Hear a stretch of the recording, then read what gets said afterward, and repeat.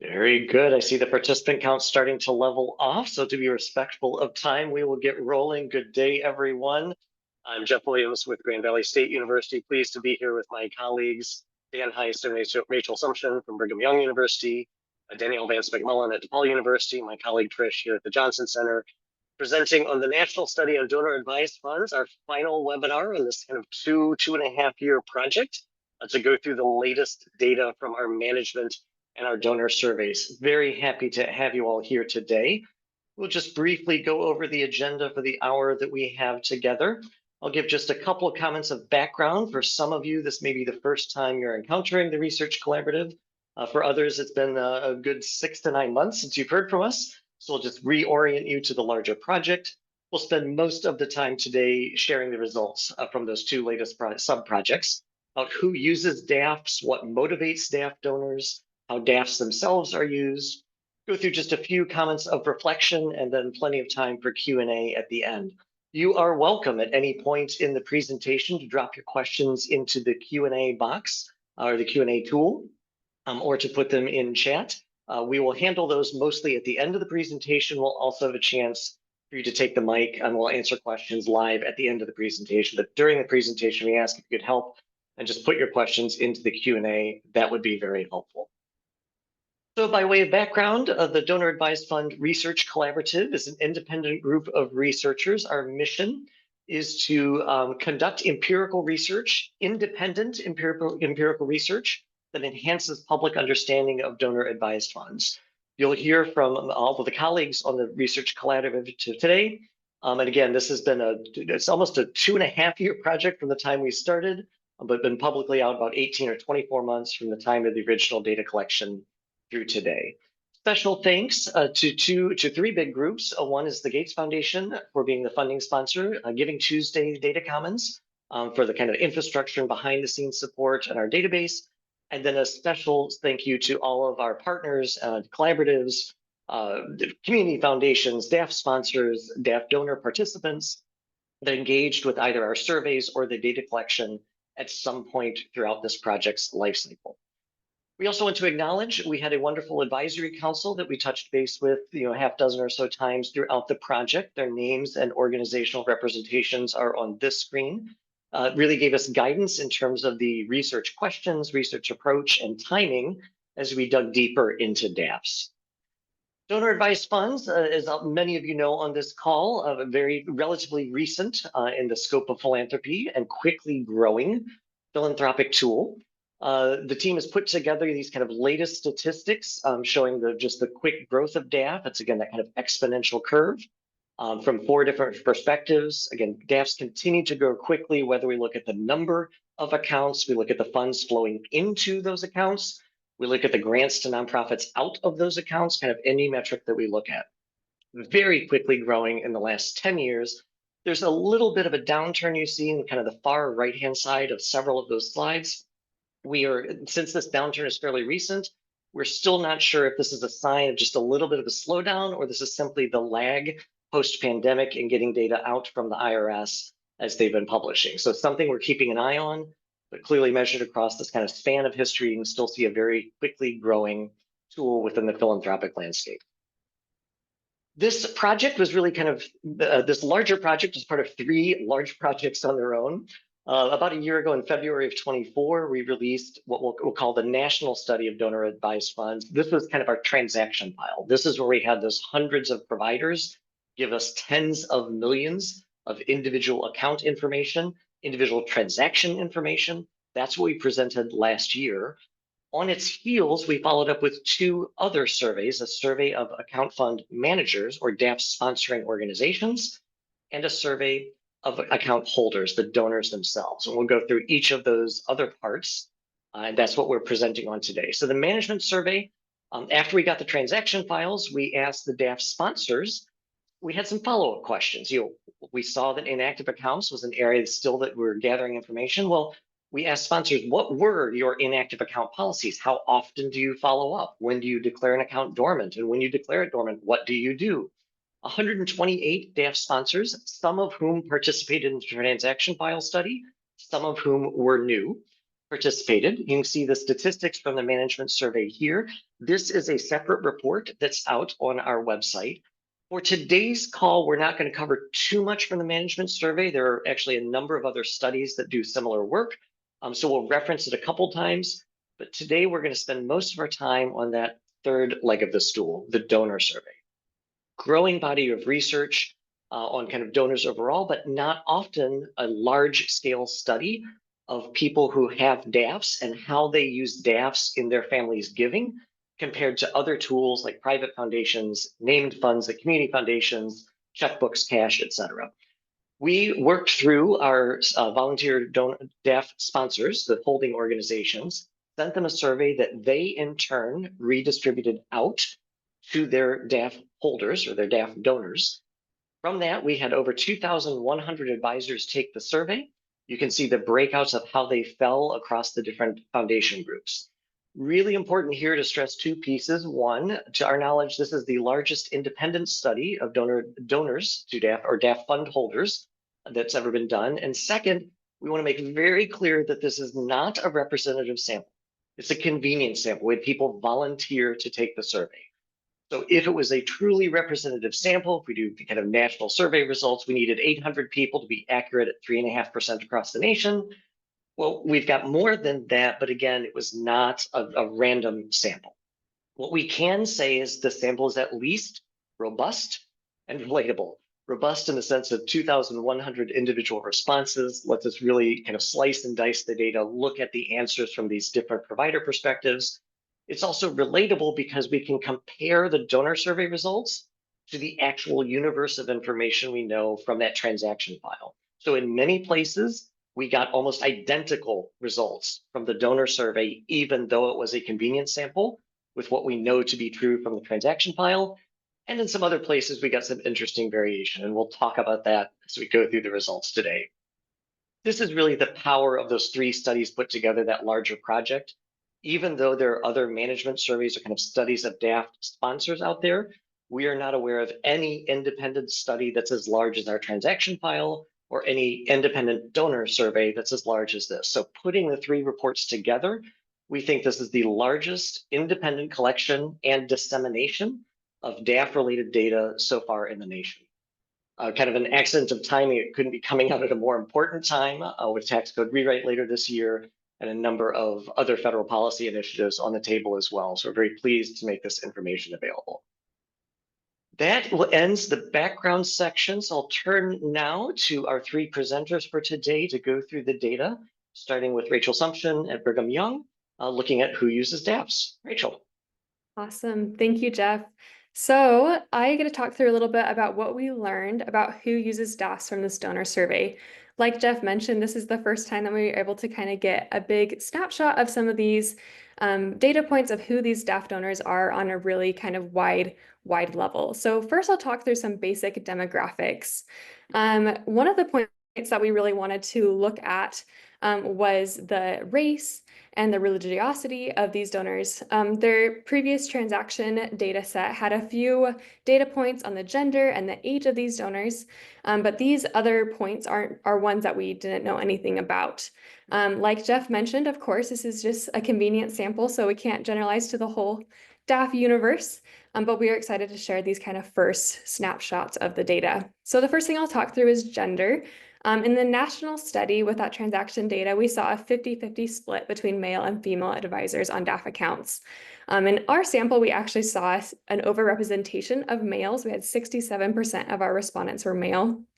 But then as you see on the age side, we had the exact same average age in the transaction file data and then in our survey data. So we're feeling pretty confident about who our sample was and those people who responded.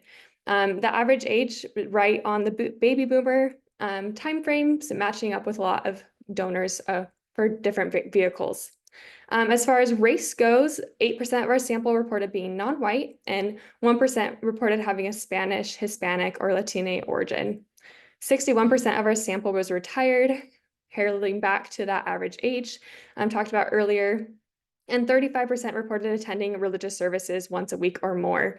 This maps right onto American statistics of 36% of folks attending religious services this often, and is an important point to recognize, especially thinking about donor motivations and when interacting with these donors. One of the questions we asked donors too had to do with the sector that they worked in, primarily when they were working, if they're retired, or currently in their careers.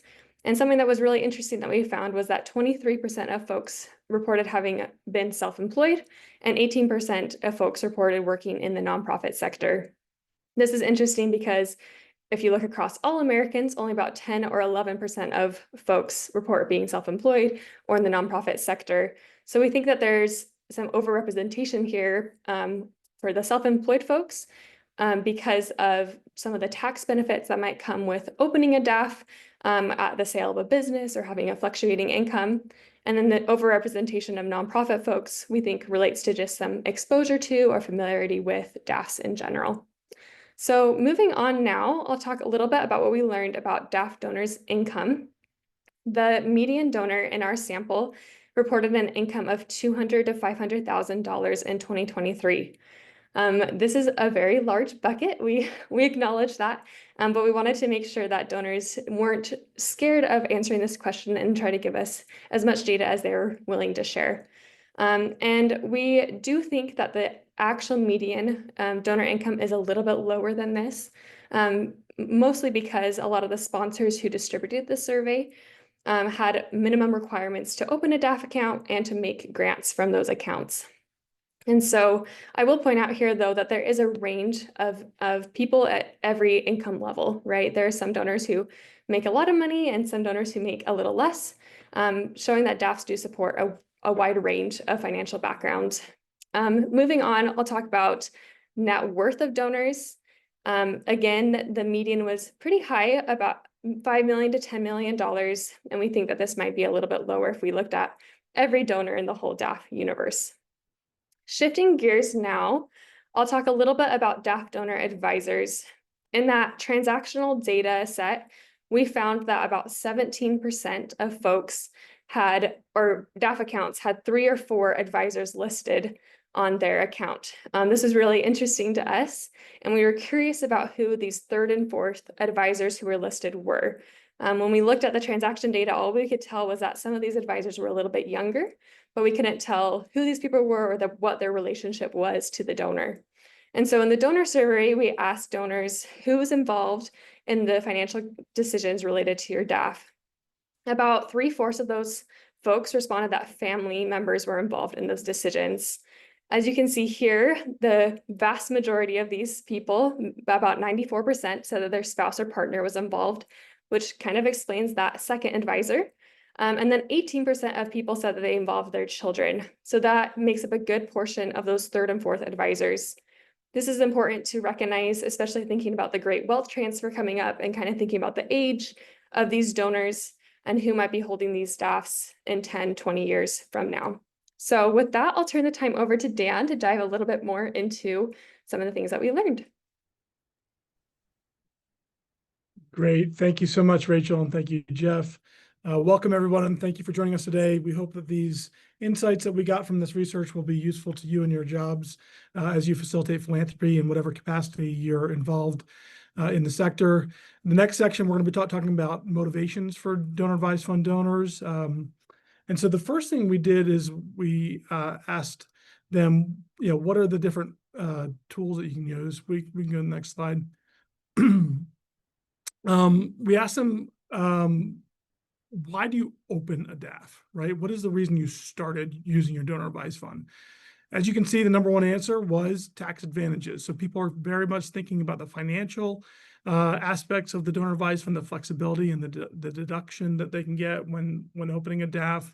The other next highest answer was the ease of contributing non-cash assets, which has the benefits of avoiding capital gains taxes. The third one down is the investment growth potential. So for a lot of people, the reason to open a DAF were kind of financial in nature, thinking about the advantages of using a DAF as a tool that had financial benefits.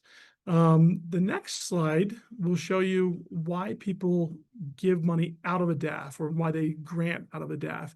And what you see here are reasons that are much more community oriented, much more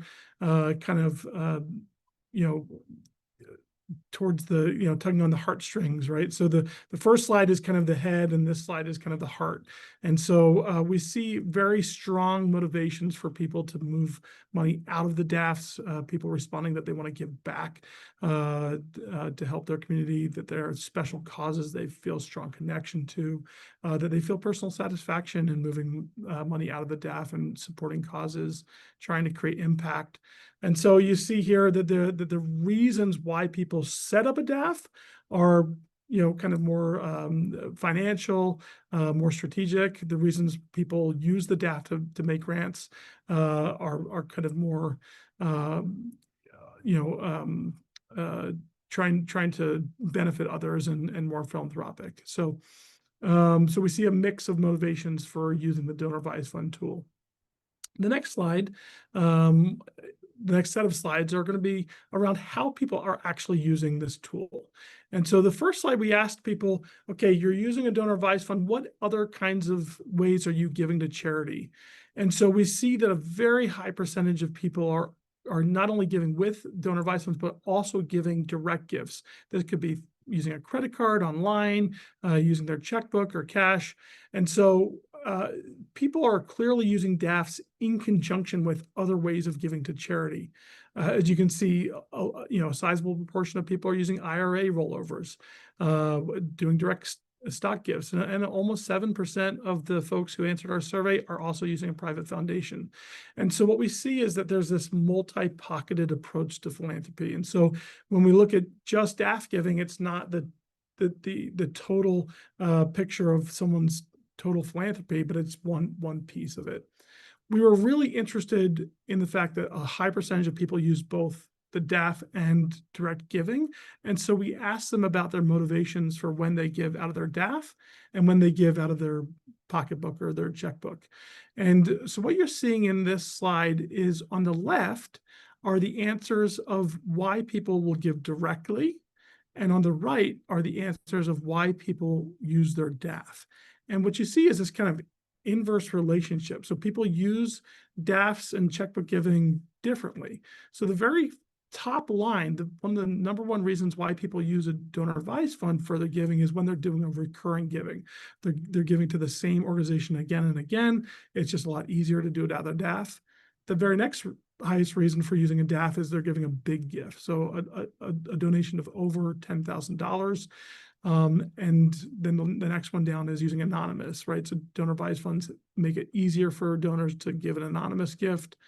And then if you want to look down to the left on the bottom left corner of this slide, what you're seeing is people are giving direct gifts, cash, checkbook, credit card, when they're making smaller donations, so under $100, for example, or when they're giving to an event, right? Maybe it's a gala where they get a little bit of a benefit for attending the gala or something like that.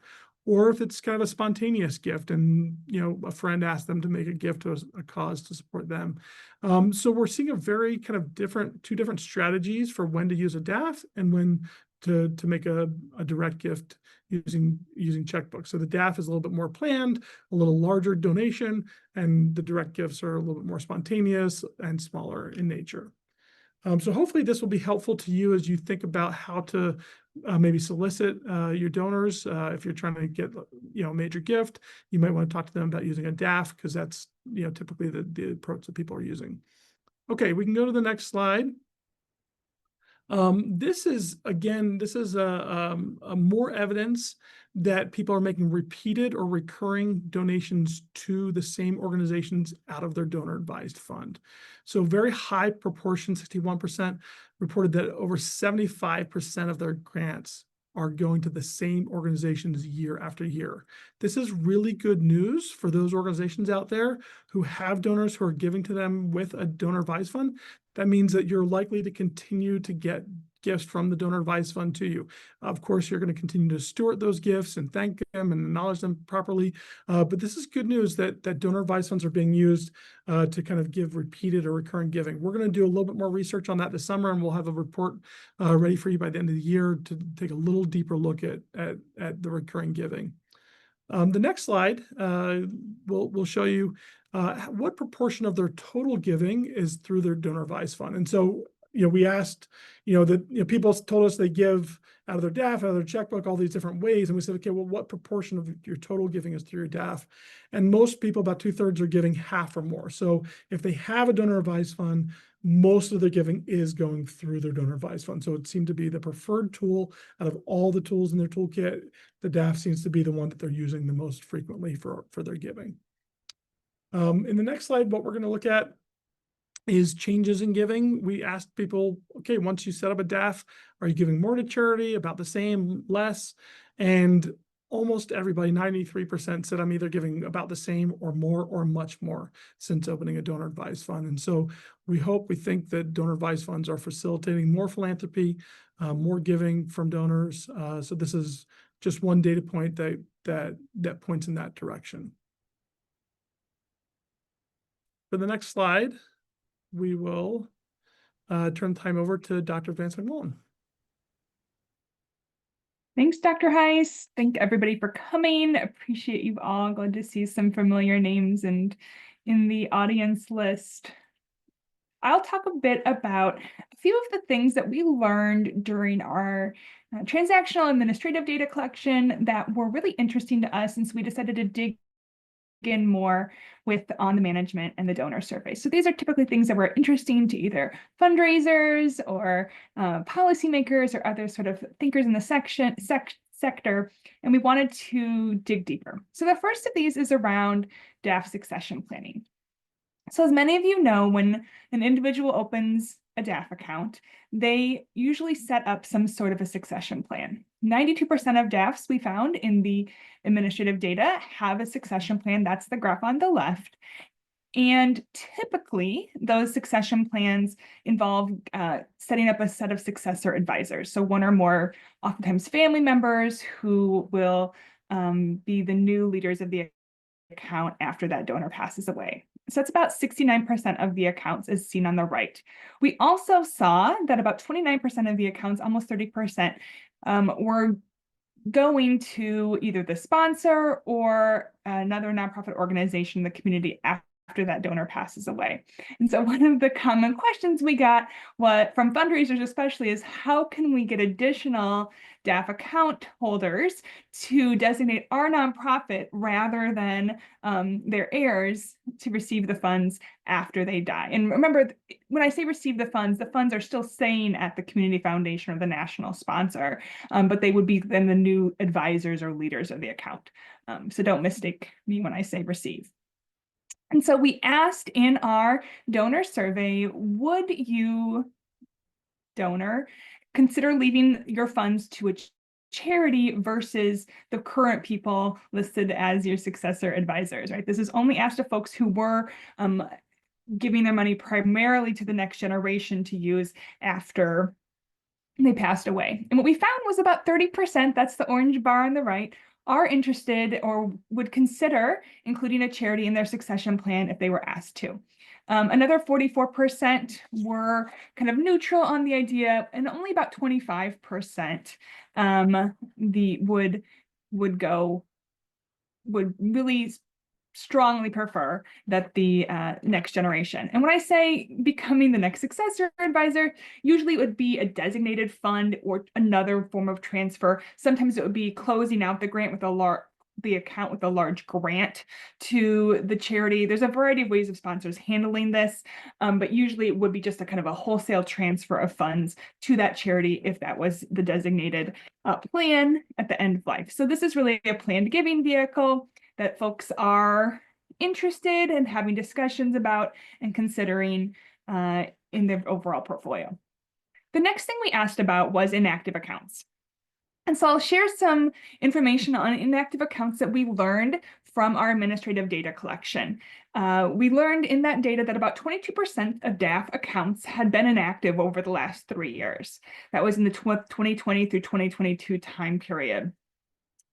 And what we learned is that inactive accounts typically were smaller and newer than active DAFs. And so I'll show you a couple graphs on the right that demonstrate that information. So in both of these graphs, the top line are the inactive accounts and the bottom line are the active accounts. And so let's look at the first one first. This is about size. So what we see in this top graph is that the first line, the inactive DAFs tended to be those that were particularly small. So at 21% were very small. Those are 4-figure DAFs, less than $10,000. Another 50% were in the small bucket. So those are 5-figure DAFs in that $10,000 to $99,000 range. And that was a much larger percentage than we was seen in the overall sample. And so if you compare that to the bottom line, we just see more of those types of small accounts among those that are inactive. Even more so than size, though, the age of the account was really strongly tied to whether or not that account had been inactive in the last 3 years. So the bottom graph is looking at the opening decade of inactive accounts compared to active accounts. So once again, the top line is showing that inactive group and the bottom line is showing the active group.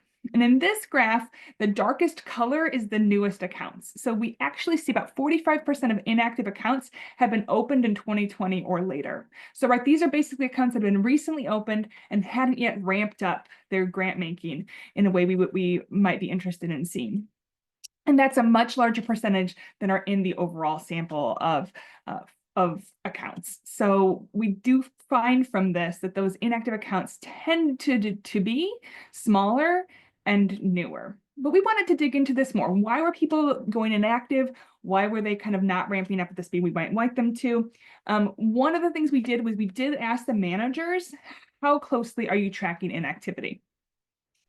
And what we see here is about 80% of those DAF account managers are really trying to closely monitor grant making to identify inactive accounts and get them started again. We also, though, see about 8% who were not sure to answer this, and about 12% who said they weren't closely monitoring. When we looked at that group, we saw that these are mostly sponsors that I would call lower capacity. So they had identified themselves as being possibly understaffed or under-resourced in their DAF programs. And so this was one of the things that was falling by the wayside in their kind of capacity constraints. We also asked donors directly, right? So here we are seeing a bunch of reasons for inactivity that we had heard through interviews and focus groups that we wanted to kind of dig down into on this survey. So we'll go from top to bottom, and we're looking here at 2 groups of donors we asked this question to. The orange group are the kind of the older accounts that had been probably active and then went inactive at some point. The brown bars are those newer accounts that were open 2020 or later and hadn't yet become active. What we see are some reasons for inactivity are shared between the groups, and some reasons are more strongly tied to one group versus the other. So the first largest reason is that people are giving using other vehicles or other resources. And this is especially the case among those who had these older accounts that were active and then went inactive. And I'll note this does tie into the 20% of accounts that are giving currently via IRA rollover. So one thing we think might be happening here is that folks are in that kind of older age bracket. They were giving from their DAF, and now they might be doing some IRA rollovers. We're looking into it a little bit more, but it does all sort of seem consistent. The next 2 reasons are shared between the groups. So people reported they wanted their account balance to grow. They report they wanted to have more time to think about where to grant. And then that reason was really doubled down on by the newer accounts. So those donors report that they're still figuring out where to grant. And so one thing we do here anecdotally is that folks open a DAF account because they want to be philanthropic, not necessarily because they already know a lot about philanthropy or they have a lot of charitable ties that they're already really strongly tied to. And so we see here that people are sort of taking time to ramp up to learn about charities, and this is really, once again, an opportunity for fundraisers. I'll talk a little bit next about grant anonymity. Grant anonymity in this space is something we did look into in our transaction data. So we found that only about 4% of transactions out of DAF accounts were done anonymously. 3.7% was really consistent with previous research on this subject. But we wanted to look at a couple areas of this a little bit more. The first is we were interested in kind of what we call like partially anonymous grants. So these are folks who share their account information, but don't share their contact information or maybe even their donor names. And so the first thing we wanted to find out is if donors perceived that by sharing their account name that they were actually sharing their information.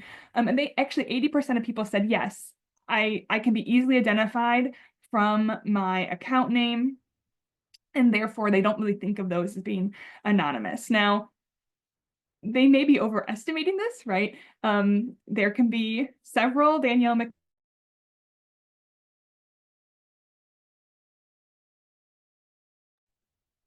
Let's see, it looks like Danielle may be frozen. I'll go ahead and continue her comments. This slide is reasons why people may, how many people have an account that, if we just want to go back real quick, how many people have an account where the name of the account could be identifiable? So, you know, if the name of the account is named after the donors themselves, then when the charity gets the grant, they can discern by the name of the account who is the actual donor behind the grant. About 20% said the name of their account at their DAF probably won't be identifiable with them as an individual. Danielle, are you off video, but they're on audio? Yes, sorry about that. I can talk about the reasons that donors reported choosing anonymity next. So the number one reason, and this was really interesting to us, is in this top row. The orange percentage is the percentage who agreed with the statement. And the donors said that the reason they were choosing anonymity is because they didn't want public recognition. Now, this is interesting because making an anonymous grant is different than not receiving public recognition. What we see is that donors may be confusing the idea of not being publicly recognized with the idea of not sharing their contact information with the charity who's receiving the grant. So here, could be an opportunity for kind of distinguishing between those two ideas by donor managers, and also by DAF sponsors. The second most cited reason was that the donor wanted to avoid being solicited by the recipient charity. That was about 70%. And then last on the list, I'll just highlight this because we do sometimes get questions about this, about 23% said they were concerned about public scrutiny, criticism, bias, or social stigma. So kind of worried about that they would be they would be making a controversial gift that they were worried would become public. Now, once again, this is a little bit of confusion between the idea of publicizing a gift and revealing your information to the recipient charity. And so this kind of ties into this overall confusion among donors about what sort of information is being released to whom when they make an anonymous gift. It then ties into how donors are perceiving being thanked by the charities. And so here, donors are often saying that they are always or almost always thanked. About half of donors say this, but we also have donors who say they're not getting thanked consistently by the charities who receive their DAF gifts. And this goes once again to the confusion among like what is actually being shown when they make an anonymous gift, as well as the possible confusion by recipient charities on who to thank and how after they receive a DAF gift. Last but not least, we were interested in kind of how this choice was being set up for donors by DAF managers and DAF sponsors. And so here we see from our management survey, the default acknowledgement options that are presented to donors. So about a third, a little bit more of sponsors are defaulting to the full information. So account name, and donor contact information. The rest are usually doing something kind of in the middle. So either defaulting to the DAF account and donor name or the DAF account name when they make the gifts. Only 1% are defaulting to complete anonymity. And so we do think that there is some possible choices to be made here and some conversations to be had about kind of what is defaulted and what are the different types of anonymity, and helping donors to really be informed about those choices. And on that, I will turn it over to Jeff. Thank you, Danielle. So just a couple of reflections and to wrap up before we start answering a number of the questions that have come in. The Research Collaborative, again, had multi-years. Dan and Danielle are founders of the collaborative, but especially in this round of the 3 studies, we said 2.5 years ago, we have 3 main goals that we want to accomplish for the collaborative. The first is to collect accurate data and support research that contributes to the overall conversation about DAFs, whether that's the management of them, the delivery of DAF services, the experience of donors. Second is to provide quality data insights as a public tool, both for inside the nonprofit sector and for policymakers to have those conversations. And most importantly is to advance a deeper understanding of DAFs, to really start pivoting the conversation from an anecdotal argument about DAFs to a data-driven conversation about DAFs. So we hope as we stand at the backside of the grant and the end of the work for this round, that those 3 main components, that national survey released last February, the large transaction file, the results of the management survey, and the results of the donor survey accomplish all 3 of these goals. Out on the DAFRC website, you will find all 3 of those reports we just mentioned. You will also find additional supporting research, and papers from Dan, papers from Danielle, papers from other members of the research collaborative. Dan also mentioned that there'll be another paper forthcoming later this year, and kind of as we dig deeper into each of those 3 studies and find more nuances and more places with additional questions, we'll continue to update the collaborative website. On your screen right now, you see the QR code to quickly pull up the site or the full Research Collaborative website. I think Trish put that in the chat earlier in our conversation, but we encourage you to go there to download a copy of any of these 3 reports. We'll start just real quickly in the question and answer portion with one of the questions was, will the slides and recording be made available? Yes, the nice part on the slides is every graphic that you saw was a direct lift from one of those 3 reports. So the slides will be made public, but you'll also find these same graphics in with the explanatory text in each of those respective reports. With that, we'll close out the webinar today. Thank you all for your participation and your curiosity. Please pay attention to the DAFRC website where you'll find all of this information. We'll have the slide deck up and recording shortly as well as the related reports beyond these 3 studies. But thank you all again for your participation and investment in this project. We wish you a good day wherever you are. Take care. Thanks, everyone. Take care. Thank you, everybody.